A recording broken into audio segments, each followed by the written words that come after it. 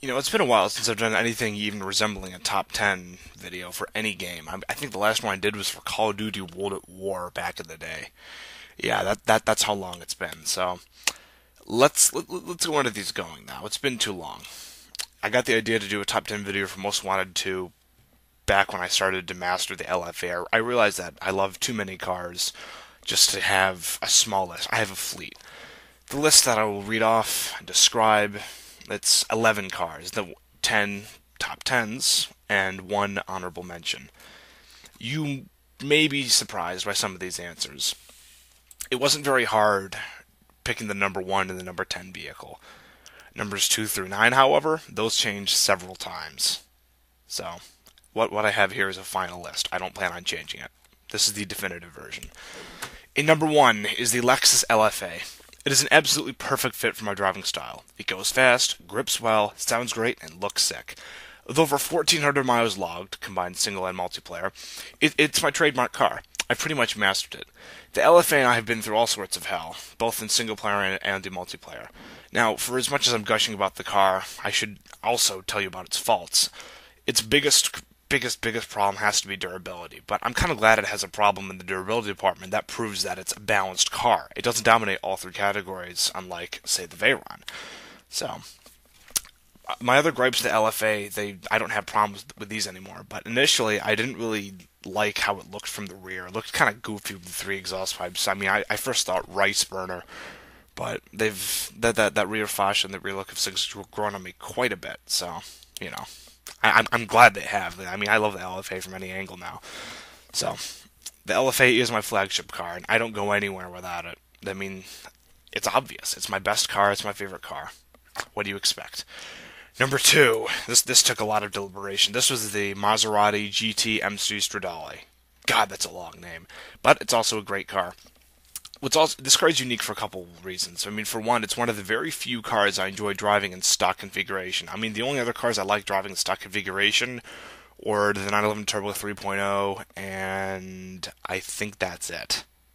So, as I started to drive the car, I'm like, wow, this car doesn't suck balls in stock tune. It's actually kind of fun. I knew that was a very, very good sign. And obviously it was. The car just got better and better with upgrades. And after driving it for about 300 miles combined, single and multiplayer, no, probably closer to 500, the car is, what do you call it? The car's mission statement is that of a corner carver. It can turn in a lot later. I mean, the steering is so quick on that. It's faster than my LFA. It's faster than a lot of these cars on this list. Actually, this car has the quickest turn-in of any car on this list. Pretty incredible. And it's just a grand touring car. And even though it's not the fastest in a straight line, nor at the top speed, it's still a great car. Its handling prowess cannot go unrecognized. It also sounds great too. That's what's nice. That 4.7 liter V8 is awesome. Makes you think that you're driving a lot faster than you are. So it's a car that I always enjoy driving. I've never had a reason to hate the MC Stradale, just like the LFA. I mean, they're my 2 favorite cars. Numbers 3 and 4 were pretty hard. Number 3 is the Porsche 911 Carrera S, also known as LFA's little brother.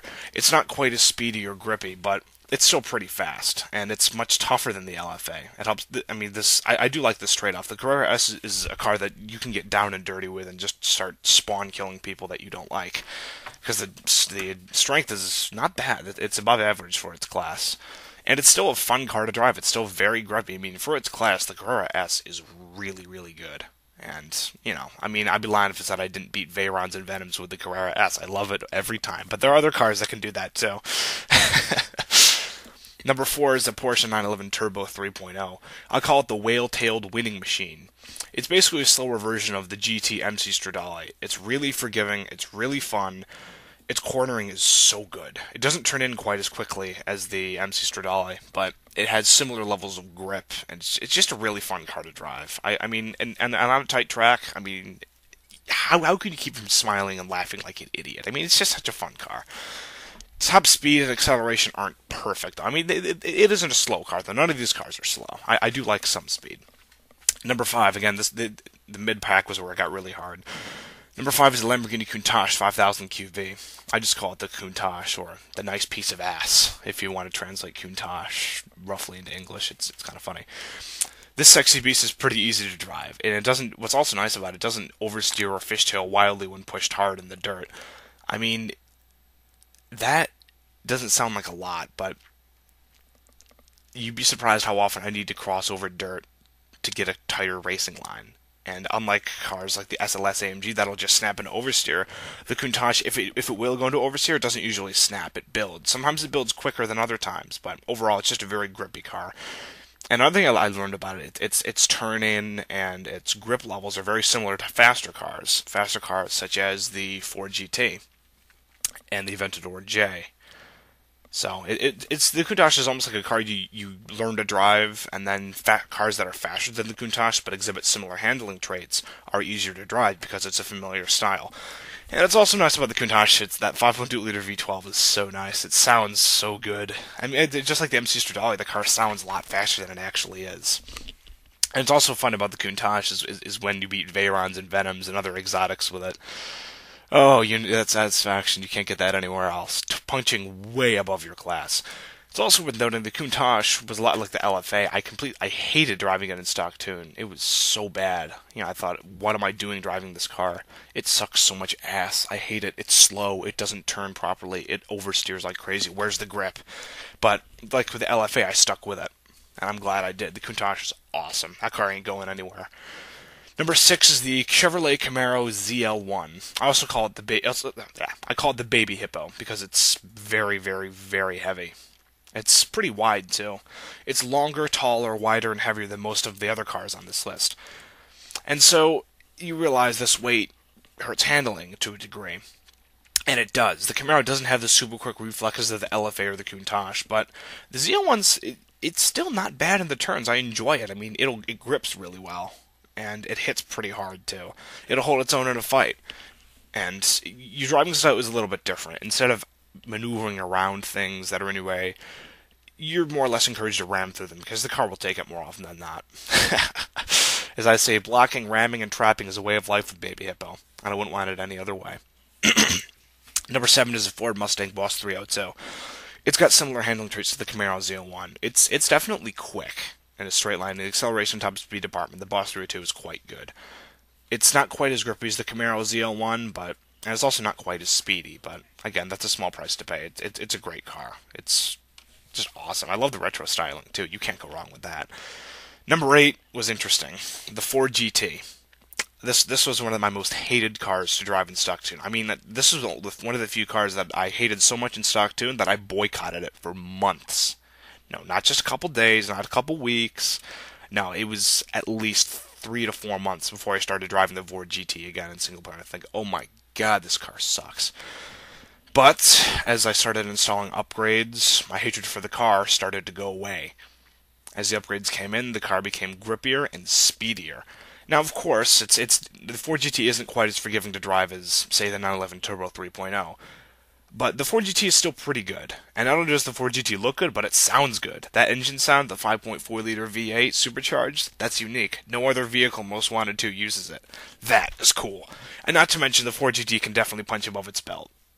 It's statistically competitive with exotics that should be faster and that should be smoking. And I mean, I haven't done many races with that online, but I wouldn't be surprised if I beat Veyrons and Venoms with this thing. I mean, heck, if I can do it with the Countach, I can do it with the Ford GT.